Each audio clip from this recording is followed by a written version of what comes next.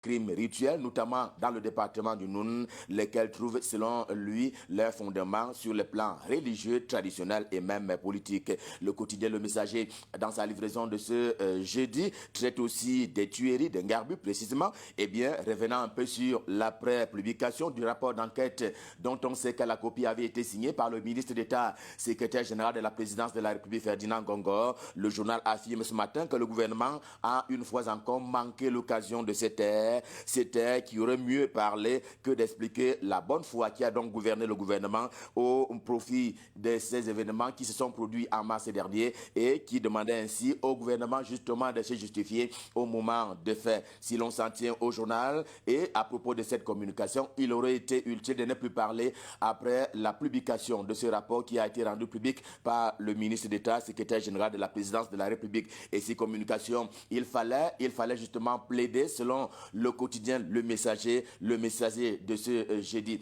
Réalité de Paul Ngouaré qui dit tout aussi en kiosque trouve très pertinente les précisions du ministre René Emmanuel Sadi en charge de la communication qui a donc à ses yeux recadré ceux qui auraient décelé un imbroglio dans la communication gouvernementale. Le communiqué du ministre d'État, secrétaire général de la présidence de la République, s'inscrit d'ailleurs, dit-il, en droite ligne de la République et de la défense de ses intérêts. Eh bien, le Cameroun ne négocie pas avec ses intérêts d'hier, d'aujourd'hui et de demain. La République du Cameroun qui est appelée à défendre la candidature d'un de ses fils au poste de directeur général de la SEGNA, c'est l'objet de la une principale du quotidien Réalité de Paul Ngouaré qui dit, eh bien, Pierre Tankam, c'est son nom, c'est donc celui qui est porté à être candidat pour le compte du Cameroun à ce poste prestigieux. Eh bien, lui qui fut déjà proposé, rappelle le journal en 2015, l'Agence pour la sécurité de la navigation aérienne en Afrique et Madagascar pourrait être dirigée pour la première fois, dit le journal,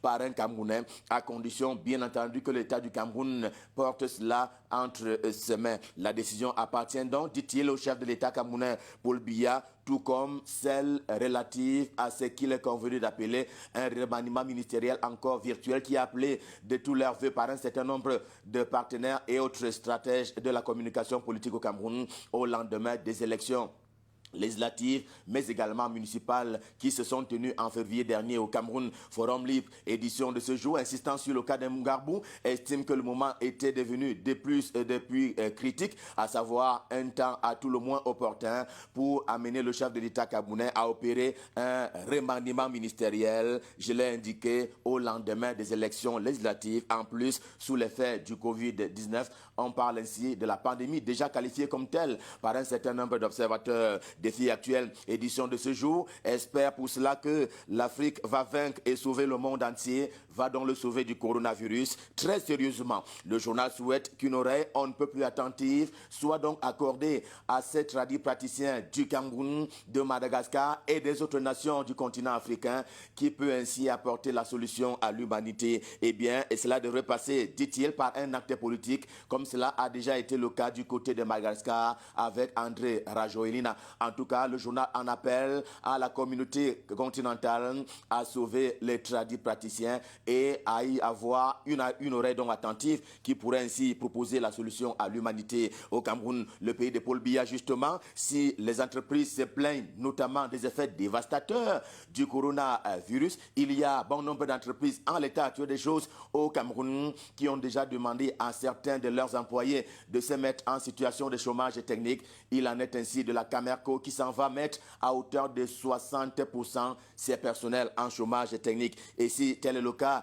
il n'en demeure pas moins vrai qu'il y a cette résilience dont montrent les finances publiques camerounaises et ces dires-là-sont du quotidien Le Financier d'Afrique dans sa livraison du jour. Malgré donc ces multiples crises qui ont d'ailleurs été traversées par le Cameroun et grâce à des réformes qui ont été opérées par le ministre Lupo Moutazé, LPM des Finances, et bien à l'instar justement du virement individualisé des salaires des agents publics. Tout cela mis dans un paquet fait de justement qu'il y ait une résilience qui soit observée Et côté économie et finances au Cameroun, en vertu justement de ces réformes à tout le moins courageuses qui ont été prises. L'économie quotidienne ajoute à cela l'apport des partenaires au développement du Cameroun, apport des partenaires à la fois bilatéraux, mais également multilatéraux et des vrais amis, stipule encore le journal, qui viennent ainsi en aide à un ami pendant les moments durs, l'Union européenne, le groupe de la BM, la Banque mondiale, les États-Unis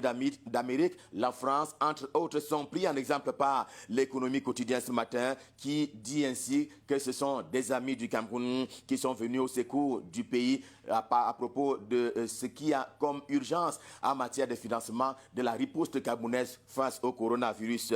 Mais puisque nous sommes vendredi, le quotidien émergent, c'est une tradition à ce journal de formuler la question du vendredi. Eh bien, ce matin, il se demande si à l'intérieur, pour parler du Cameroun, il n'est pas devenu urgent pour l'État de soutenir les entreprises prenant en compte, bien entendu, les prédictions du GICAM, le groupement interpatronal du Cameroun. L'on est en droit de s'y attarder et de s'y attendre. Convergent tous les experts qui ont d'ailleurs été rencontrés par le journal et qui se prononcent dans les colonnes du journal ce matin, à savoir le quotidien Émergence, citant l'exemple justement des situations de mise en chômage technique. Dans la même veine, mais le quotidien bleu, cette fois-là, le journal d'Aman Mana, décrit le commerce honteux. J'en emprunte au journal ce matin qui s'est développé autour de la propagation du coronavirus au Cameroun. Un commerce honteux qui a donc pignon sur rue et qui est opposé aux victimes du coronavirus. Selon le jour de ce jour, 30 avril 2020, il s'est développé un business autour de la pandémie au Cameroun.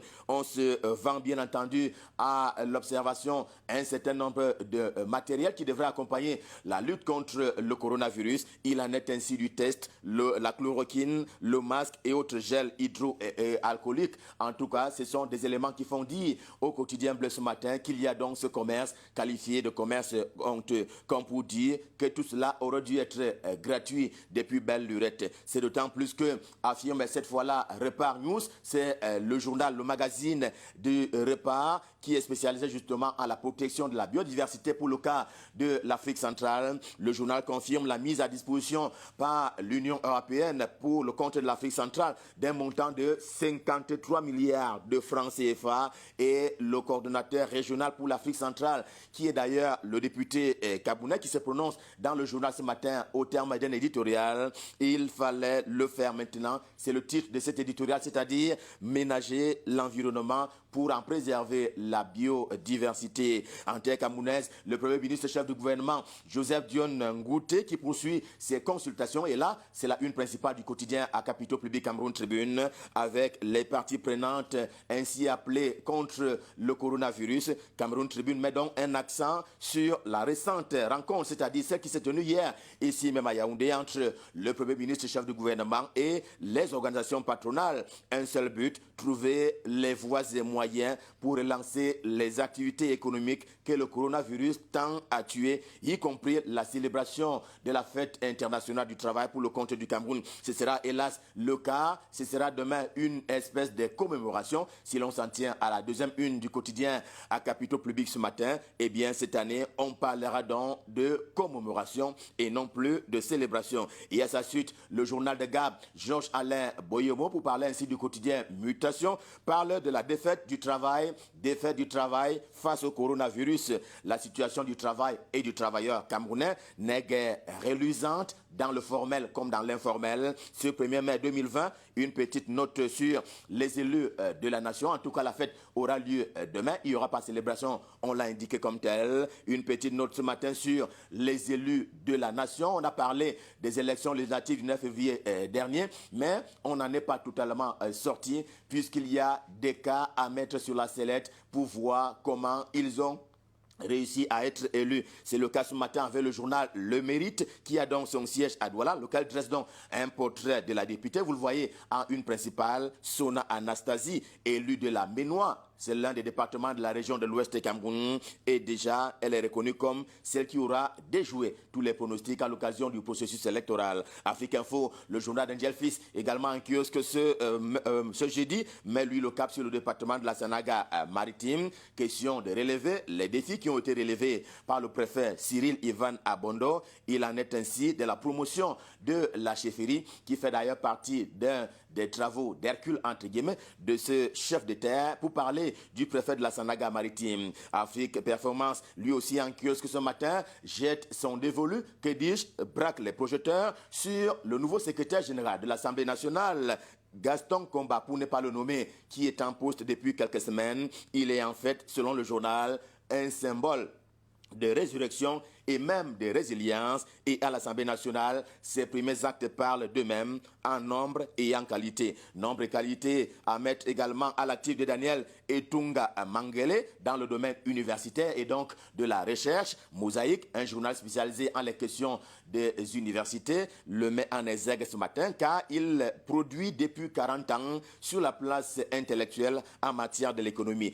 17 publications au total, commente Aman Mana qui écrit à l'occasion dans ce journal et c'est en page 5 en haut et à droite. Et dans les dites publications, il s'agit de la manière dont le Cameroun est notamment dirigé depuis son indépendance en 1960 au sens de l'auteur, c'est-à-dire Aman Mana. Le Cameroun est dirigé loin de toute rationalité. Pour s'amuser et amuser ce matin, le Popoli, édition de ce jeudi, livre en 2 temps le fruit de ses entrailles. D'abord, qu'il a été recensé jusqu'ici 8700 voleurs des salaires. Il parle ainsi des salaires fictifs à la fonction publique camerounaise. Ensuite, il y a en une principale la bagarre sans fin entre Paula Tanganji et le professeur Maurice Kamto, marqué du sang présent partout. C'est le ministre en charge de l'administration territoriale qui l'emporte pour le moment par un score de 9 contre 8, mais ce n'est pas encore fini. Rappelle justement le quotidien Le Popoli. Et puis, il n'a pas été oublié car il s'inscrit dans sa logique habituelle pour parler du quotidien L'Épervier en kiosque ce matin.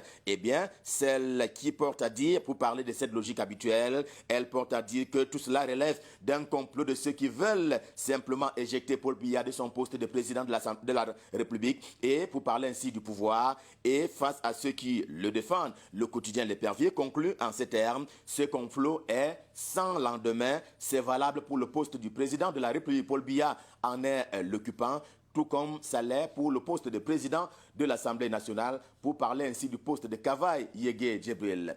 Revue de presse Made in Yaoundé. Comme d'habitude, on vous a servi le cœur inflammé de joie. Stop fin, on repart sur Douala en prenant rendez-vous. Cette fois-là, non pas demain, mais lundi prochain quand c'est à 7 h.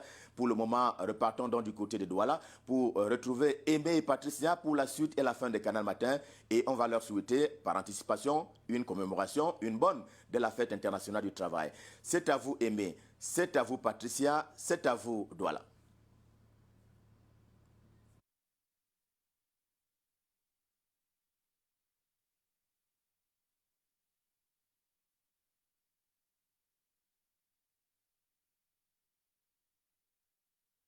L'équipe de Canal Matin du côté de Yaoundé pour la livraison de la revue de presse.